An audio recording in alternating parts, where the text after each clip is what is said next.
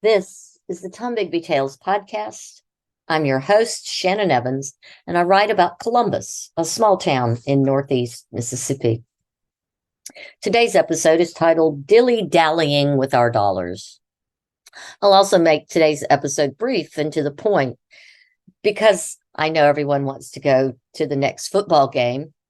So let's get it started. In her early role as director of the Columbus Visitors Bureau, Nancy Carpenter earned $80,000 a year, plus she had a company car, paid health, dental, vision, and auto insurance. In today's currency, that's $80,000. That translates, in today's currency, $80,000 translates to $104,820. That's a handsome income for most Lowndes County residents. While her husband was underemployed in 2011 until his death, he was still earning some money and presumably collecting Social Security. And yet the Carpenters are and were known all over Columbus as financial deadbeats who either rarely paid their bills on time or wrote bad checks that bounced and bounced and bounced and bounced. Nancy and her husband were notorious for writing a check to deposit that had nothing behind it. How the heck they kept a straight face robbing Peter to pay Paul is beyond me, but they did. Speaking of apostolic saints, perhaps one of Carpenter's biggest scams was conning her church to pay her utility bill not once, but twice. How the heck did she and her husband live in a continually upside-down financial structure? Perhaps we will never know why, but it's apparent even with a salary of $110,000 today, with excellent medical, dental, and a $12,000 a year car allowance, Carpenter still continues to live beyond her means. Foreclosure threats, collection notices, and garnishments for unpaid bills, as well as lying about her place of employment to prevent such garnishment, as detailed in a previous podcast, appeared to be the norm in her household.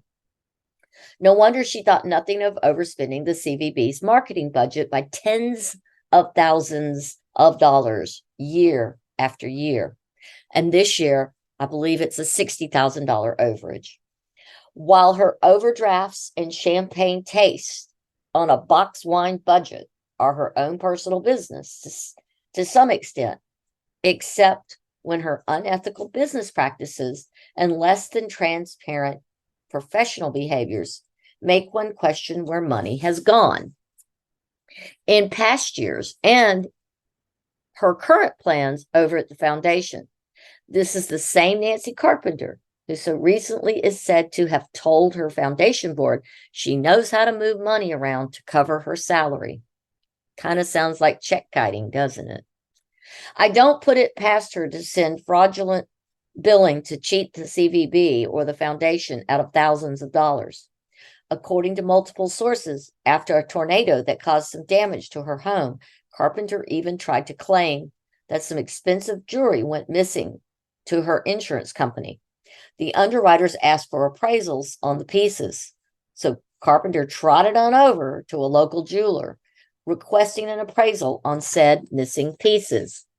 The jeweler refused to provide such documents as he had never laid eyes on said pieces. Nancy got pushy at first and then indignant at his refusal to produce a document attesting to the value of the allegedly missing jewelry he had never seen. He felt his integrity was far more important than her manufactured loss. Again, why does this matter to the public? Well, Carpenter is the CEO and director of a $3 million a year budget. Her job requires she be reliable, an effective decision maker, and team leader. And it is crucial she is not only reliable and trustworthy, but that her character is above reproach. Carpenter has proven over and over she is none of these things.